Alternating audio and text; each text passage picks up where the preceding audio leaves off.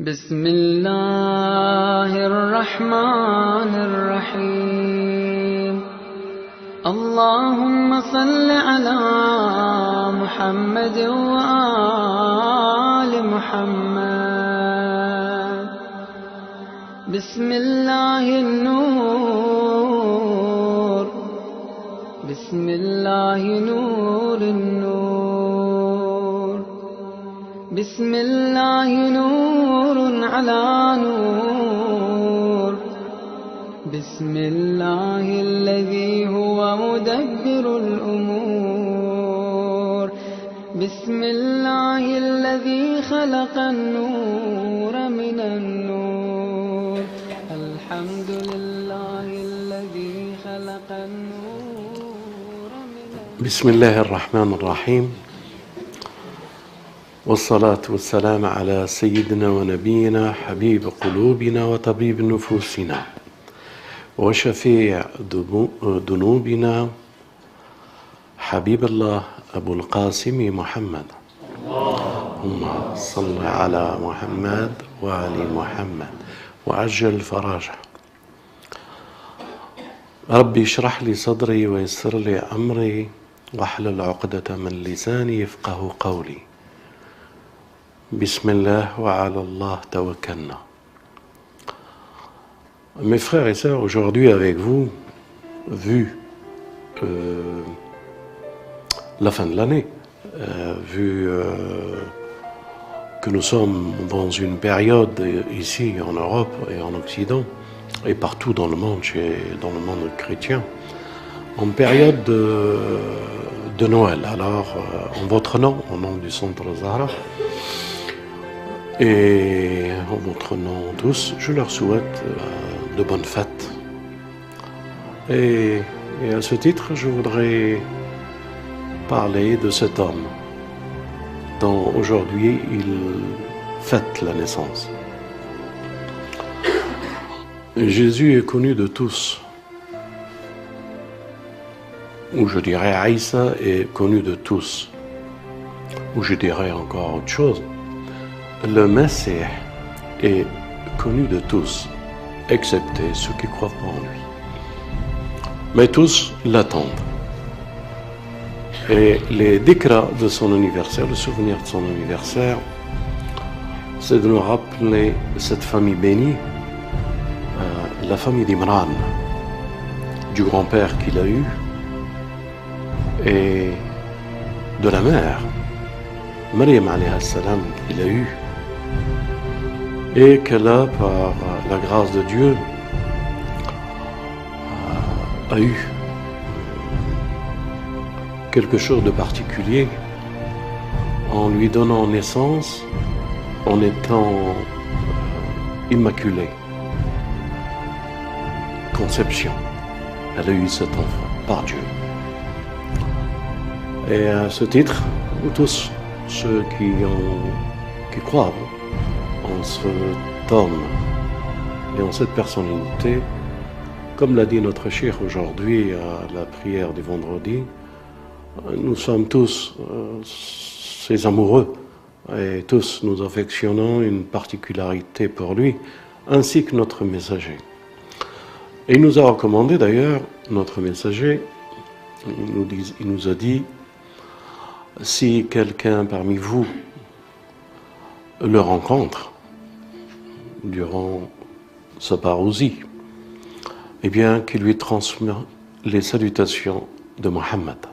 Allahumma salli ala Muhammad wa ali Muhammad. Tout ceci pour vous dire, voilà un homme dans l'histoire de ceux, les Nazaréens, un Nasara, de ceux qui croient en lui. Ils disent qu'il est venu, Dieu l'a fait naître pour qu'il puisse sauver notre humanité.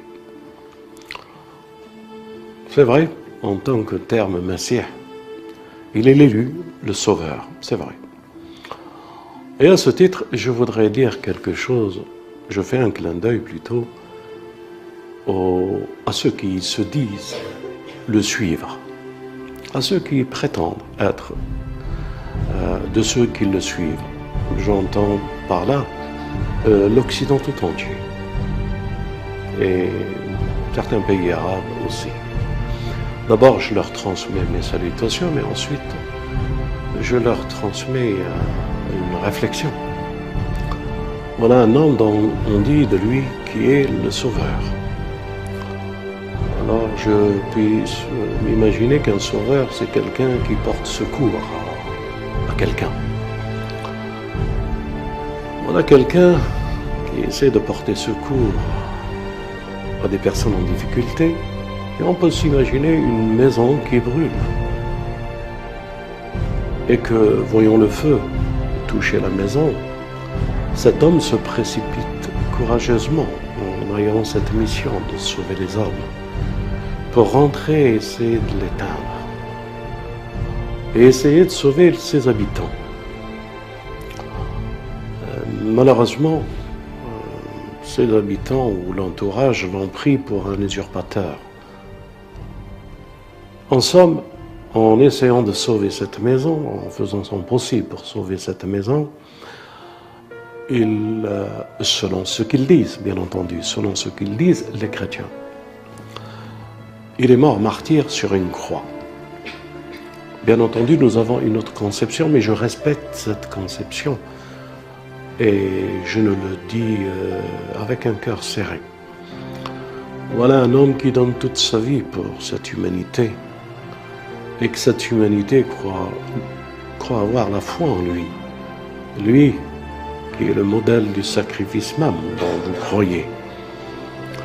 Ainsi, il a pu sauver ces gens de cette maison qui brûle, mais lui-même a succombé à ses blessures et il est tombé martyr.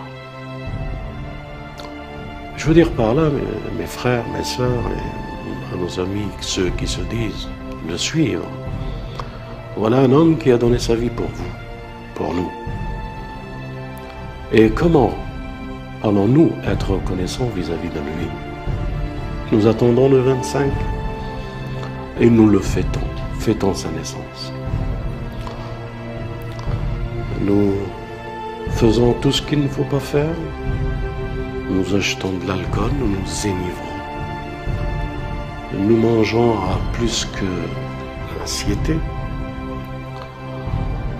nous ne mangeons plus, nous dévorons et nous prenons les plus beaux plaisirs, les plus beaux vêtements, les plus beaux, pour fêter un homme qui est venu se sacrifier. Est-il raisonnable?